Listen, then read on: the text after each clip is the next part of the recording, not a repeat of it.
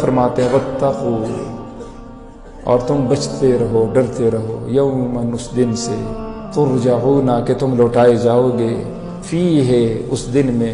الی اللہ، اللہ کی حضور۔ تم اس دن سے ڈرو کہ جس دن تم اللہ کی حضور لوٹائے جاؤ، یعنی تمہاری موت ہوگی، بیوی بے وفائی کرے گی، اولاد تمہاری بے وفائی کرے گی، دوست احباب بے وفائی کریں گے، ہاں تمہارا عمل تمہارے ساتھ وفا کرے گا، یہ تمہیں سکون دلائے گا، موت کے وقت بھی، قبر میں بھی،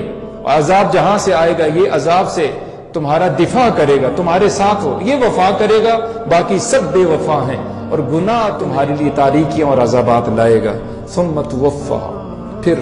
بدلہ دیا جائے گا، کل نفس، ہر ایک انسان کو، ہر ایک ذات کو، ہر ایک نفس کو، ما کسبت، جو اس نے کمایا، وہم لا یظلمون، اور ان پر کوئی زیادتی نہیں کی جائے گی۔ تو جو سمجھدار آدمی ہے تو اس کو سوچنا چاہیے اگر میں بہت بلندی پہ بھی ہوں کسی بھی اعتبار سے، تو ایک دن میں نے اللہ کی حضور پیش ہوں، دنیا سے جانا۔